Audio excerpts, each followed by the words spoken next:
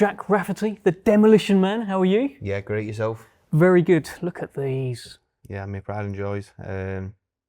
Defending them again on 23rd of August. Do you ever get sick and tired of looking at them? No, definitely not. No, I get sick and tired of my misses, but definitely not these.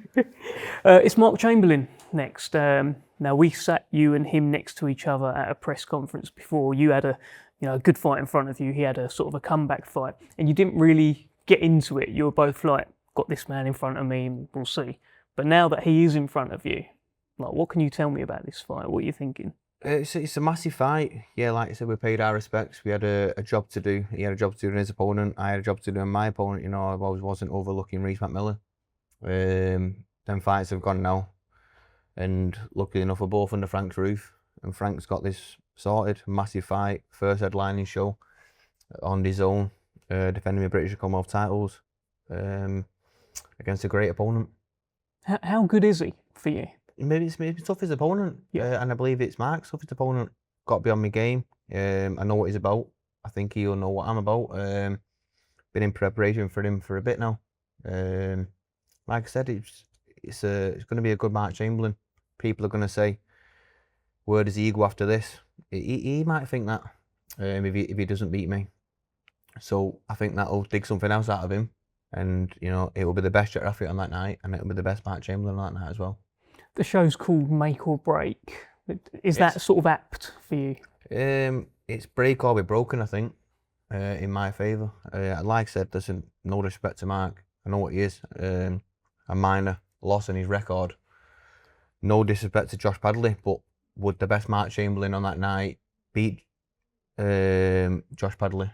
That's the question. Did he take his foot off the ball? Did he, all these woulda, coulda, shouldas? But yeah, it's that loss I forgot about of Mark's. It's about this fight. What's on the 23rd of August? I know what it's going to be. I know what I've got to do. I know what Mark's going to bring, and it's going to set out to be a great fight. So you're not reading into that Padley loss? Oh, no, you think that was just, it wasn't Mark Chamberlain in there? No, definitely not. What about the other 99% of the stuff? What he's done good? He's lost against him. He should have beat. All right, okay, that's fine. But he's done a lot of other good stuff as well, and he is good. So. It's all right looking at that, and if that helps you sleep at night, thinking he'd been beat off Josh Padley, but Josh Padley turned up that night, done what he had to do. Forget that. He's done other great things. He's done, big, tall, southpaw lad with a bit of thunder in his hands. He's going to come up against a good Jack Rafferty. Like I said, forget that loss. What he's done other good things. So I'm concentrating on them. Yeah, well, he said obviously, it wasn't him in there, and he knows he can do better, and he had an off night ultimately. But you haven't had an off night yet, have you? No, you can't do. Listen, I've come from paying for opponents, small, low shows. Luckily enough, Emre Turner took the fight. Emre Turner, that was the start of me, and I've done everything asked, and I'm not letting this slip now. I've got to shine again against an even better opponent, like first headlining show on his own. Under Frank, big things are next for the winner, and I want them. You've been sparring Henry Turner as well, haven't you? How's that kind of reuniting with him? It's it's good. Yeah, I've had some top sparring. Listen, I've been, like I said, I know what Mark's about. I've put the work in. Having Henry down, in preparation for Mark. Yeah, some good rounds yesterday. If you pay to watch the fight, you'd pay to watch that yesterday. It was a great fight, and you did soak up quite a few shots for me anyway, going into the later rounds where ultimately you caught up to him. Do you think you can afford to soak up those kind of shots against Mark? No, definitely not. You can't. I shouldn't be. You can't. It's about hitting and not getting it. Sometimes you have to take a few to get in there, but no, I don't want to get punched off his big, but he can punch. Yeah. You know what I mean? He can punch. I don't. No good in little gloves. No, I don't want to be taking them. If I can get round them and before them or after them, that's what we do. But if I have to take a couple getting in there, I'll be taking a couple getting in there as well. But this is a new Jack Rafferty, it sounds like. Yeah, definitely. It's not new. I want what's next. The losers soon forgot about. It's all right. You've been in the spotlight and the winner stays on a lot. Yeah.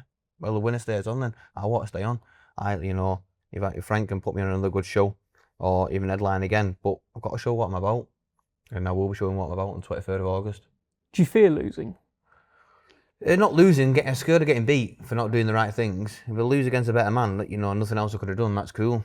in a way. What else could he have done? But getting beat when he should have won, that maybe. But I've tried processing it. Can't. It scares me, so I've got to train even harder for it. Got to do the things the extra bits. You got to do all the hard work. He's training just as hard as you, so can I train harder? And it gets you out of bed and it gets you working hard because I won't be losing. What is driving you at the moment then? Is it money? No, definitely not. Because I'm still minus after this fight. I'm still miles down. Luckily enough to my sponsor and all that, what keep me afloat. But no, it's not money. It's the dedication and the path what boxing's giving me, and making my mum proud. I believe I'm on this earth to make my mum and dad proud, and that's what I'm here to do. Being a good lad, doing what I'm supposed to in the gym, good day at a time, training hard, and the rest will come. So you take a lot into the ring with you. You go into these fights and you've got this. The money's one thing that's going to come, but there's this making your parents proud and proving yourself right as well, proving them right. Got to make all these sacrifices worthwhile. I'm away from home. Don't see my missus for God knows how long. I'm excluded from normal life. Don't see my dad all the time.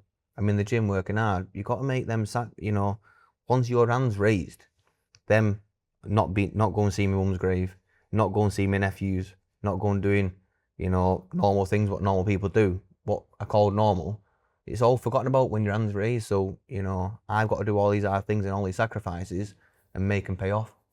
It sounds like it's going to take a lot to beat you. Yeah, definitely. I work hard for this, and I want it. I really want it. Like I said, I've come from now, in a boxing sense. Come from nothing, small old shows, paying for me opponents.